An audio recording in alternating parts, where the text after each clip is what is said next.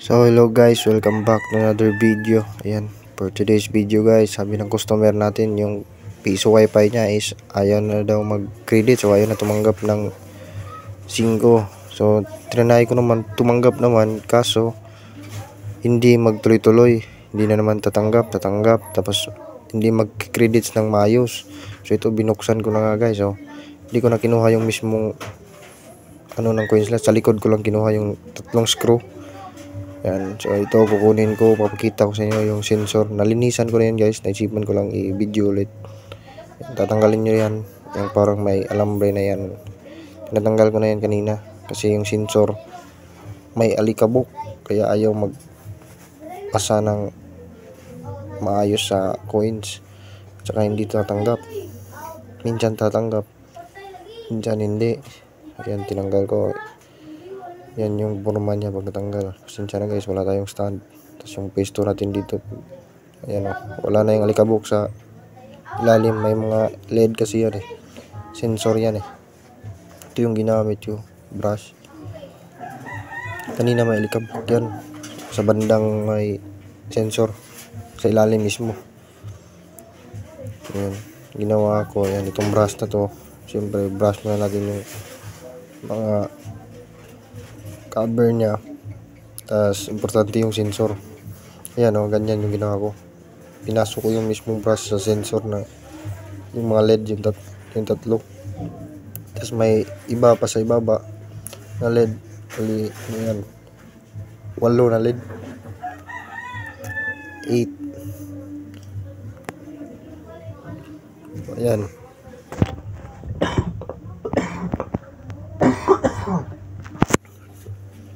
Ayan guys, binalik ko na.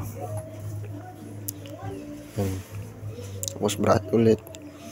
Brush natin ulit. Pasensya na guys, may ubo kasi ako ngayon. Ayan, sa daming alikabok yan yeah.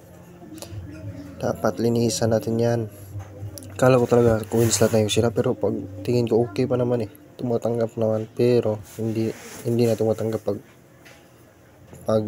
sa console or tuloy-tuloy yung hulog, hindi na tatanggap. Mag-iiba na yung credits. Hindi naman siya i-replace kasi yung portal niya okay pa man. Maganda pa yung pasok ng portal niya. Ayan, linisan ko. Yan, tatanggalin mo lang yan pag gusto mo linisan yung board.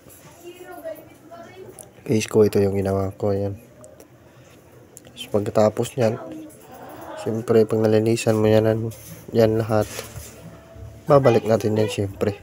Yan, yung napansin nyo, wala yung parang silver na may sa coins, yung mismong kuhulugan ng coins, andun yun sa piso wifi, nakalock yun. Dito lang ako sa likod nagtanggal. Pahirapan kasi ibang box yung design ng window ni ma'am. Ayan, binalik ko na. Tapos babalik din natin ito sa mismong coin slot. Katapos dyan, kung paano nyo binaklas yung coin slot, ganun nyo rin ikabit. So sa case ko ganito, naayos ko naman. Ayan, make sure lang talaga na babalik nyo, mag-play yan. Ayan, make sure mag-play yung sa spring na yan. Balik natin yan. Okay. Ayan, kailangan mag-play yung parang niya, stopper. Magnetic kasi yan Babalik natin yung wire siyempre. Ayan, okay na. For testing na naman tayo, pero hindi ko na pinakita guys sa pag-testing kasi nagmamadali ako kasi naghihintay ako ni ma'am. Sobrang tagal ko na naghintay dito, may trabaho pa kasi ako, kaya ito lang naisipan ko sa pag cleaning ng coin slot. So ibabalik ko na to. So yun lang guys, yung testing dito is okay na. Hindi ako nagpalit ng coin slot, yun lang. Kasi daplin sa kalsada sa kalsada. So yun lang guys, bye bye, thank you and God bless.